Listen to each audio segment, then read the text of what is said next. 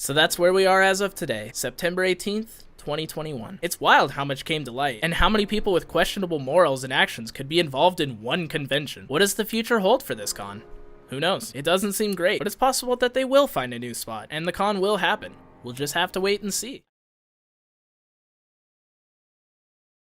Heyo everyone, Misha be barking here. So last weekend was the weekend of Free-for-All, America's first anthro convention, as they like to say. Credit where it's due, they didn't give up and were able to find a con space to host the con, and it finally came to be this past weekend. But was it everything they hoped for? Was it really the big, wonderful, politics-free convention they so desperately strived for? On the other hand, was it the absolute mess everyone was thinking it would turn out to be? Stick around to find out, and hear my opinions on the matter. I'm gonna discuss the day-by-day events of the con, what the con's plans are for the future, and whether or not I feel the con was ultimately successful. So without further ado, let's dive on in. Whoa, slow down, Misha. Before we talk about the con, we gotta bring up two major things that happened prior to the con beginning. Now I need to mention, these people weren't directly involved with the con or its founding, however I feel it's important to bring them up because they were very involved in the unofficial free-for-all chats, and it wouldn't be a stretch to say that there are others in that community who share views and morals with the following people. On February 22nd, 2022, Benjamin Jeffrey Smith was identified as the suspect in Saturday's deadly shooting at a Justice for Amir Locke rally in Portland, Oregon, and charged with murder and attempted murder. As details of his online persona began coming out, according to those who know him, he is openly anti-Semitic and actively engaged in hateful discourse. One stood out to some in a particular role-playing fandom. He appears to have spent some time on forums devoted to furries. For those in the furry community, a deeply internet-entrenched subculture of people who enjoy dressing up as anthropomorphized animals, this hit hard. Though the subculture is largely a family-friendly place filled with creatives who enjoy lighthearted fun, furries have long struggled to root out a small but vocal far-right contingent. With this shooting, which left one protester dead and 4 injured, furries apparently saw that online hostility transformed into real-world violence. So yeah, Polybun was a furry in the chat logs that I discussed in my previous video about Free-for-All, and was someone I and many others glossed over when discussing those chats, as we were much more focused on Connie Lupine and Clyde Cash. Speaking of Connie Lupine, actually...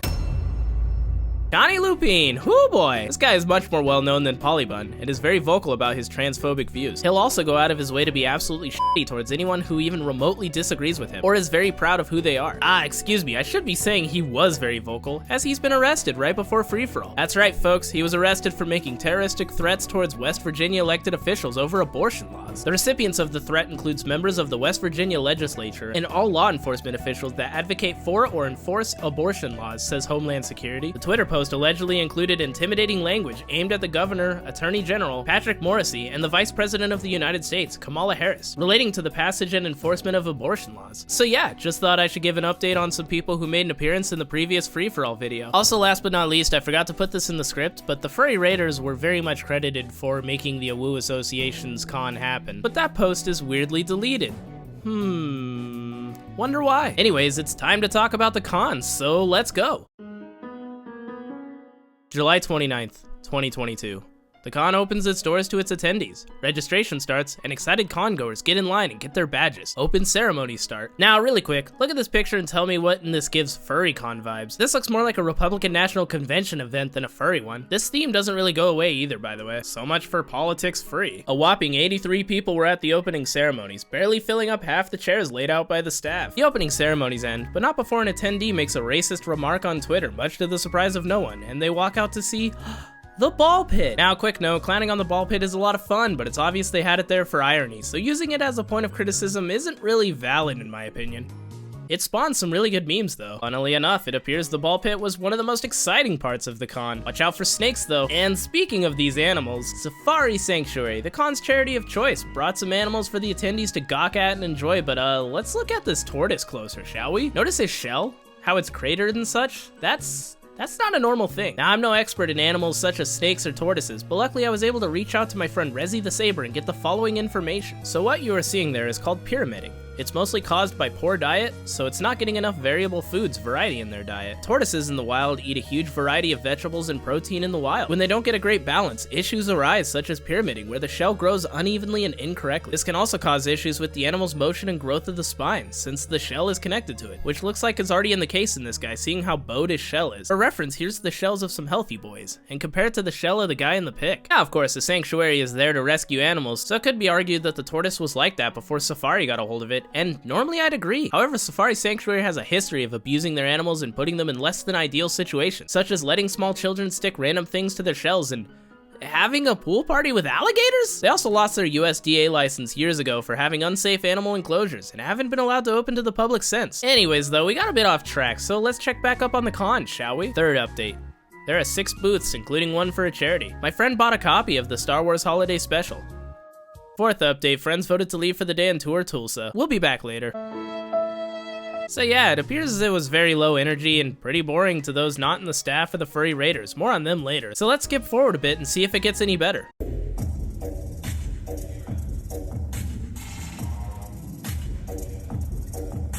Oh boy, that sure looks like a lot of fun. I'm sure jealous I didn't go so I could stand there awkwardly and not dance. I mean, come on, live a little, dance around, have fun. The debut con I went to was a similar size and the dances were great. They were so much fun. There was a lot of people and the energy was great. I've seen middle school dances with more dancing and less awkwardness than this. Holy shit.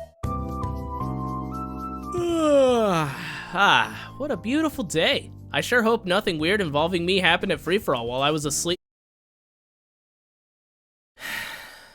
Yep, the puppy himself was mentioned by Confederate Dick Blower himself. I couldn't stop laughing, to be honest. Like, aw, you guys were thinking of me. I pissed you off so much that you scribbled my name on a piece of paper and sat in the ball pit just for me. Although, yeesh, peep the digigrade fit. I guess thick thighs don't always save lives. I know why this happened even though I've had no prior interactions with this dingus, and it's because of the person taking the picture, our pal Ava Nova. I don't know how to pronounce his name and I don't care enough about him to figure it out, so yeah. Ava Nova is one of the main people in the Furry Raiders, and him and I had a disagreement on Twitter because people like him aren't willing to open their ears and listen to anyone that happens to think or be slightly different from them. I should know. When I had similar ideals, I was the exact same way. I believed what I'd experienced and thought I knew as objective fact, and would disregard anyone else's viewpoints and opinions and shower them in buzzwords and not be willing to hear their side. And as we see here, Ava does the exact same thing.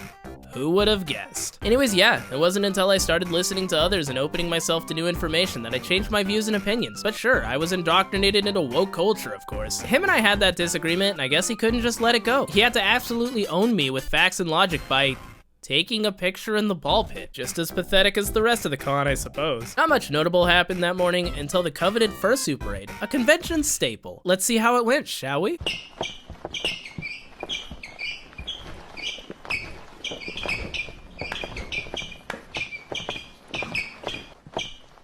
There was no one there. Now, of course, this is the beginning of the parade, but good God, look how empty the room is. Look how little people there are. Where's the energy? They're just walking. Like, come on, have some pep in your step. Look alive, wave to the audience.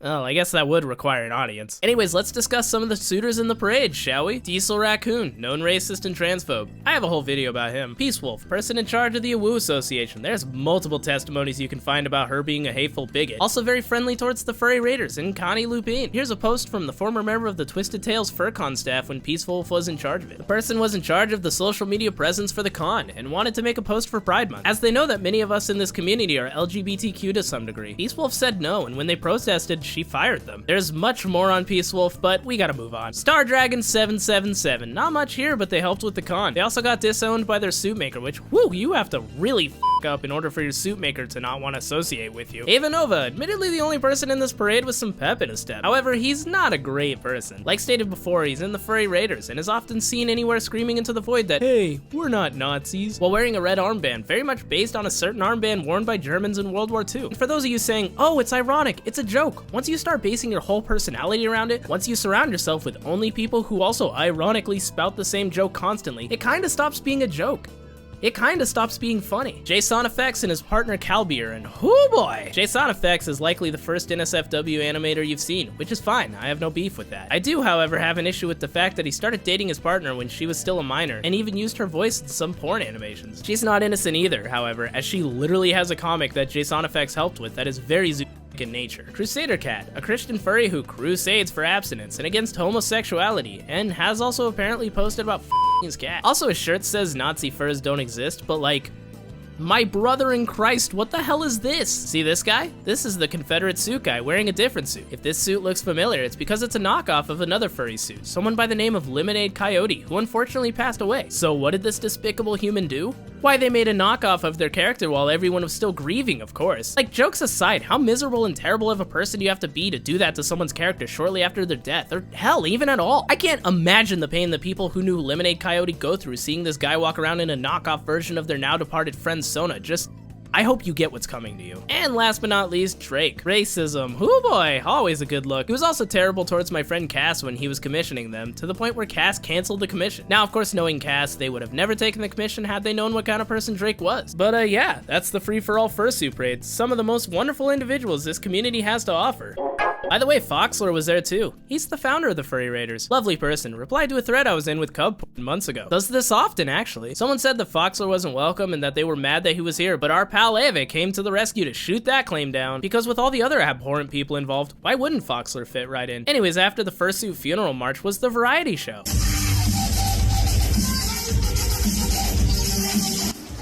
This is fucking annoying. After our candy corn canine friend was someone talking about a dam? A lake? I don't know, some history video thing. Which is fine, you know? You do you. We all have things we like, but also, my guy, I get you're at a variety show, but I don't know if that's the right thing to do for that sort of thing. Again, no hate to this person, but know your audience, you know? There was even someone doing stand-up comedy. Uh-oh, Two Griffins got some competition. Where you're the responsible one amongst a group of friends going to a strip club. There's only one role for you, and that's the babysitter! Ah, well, maybe next time. After that was Peace Wolf talking about her animations, which, to be honest, I don't really care about. Next! Oh boy, another fursuit dance. Hopefully this one's better.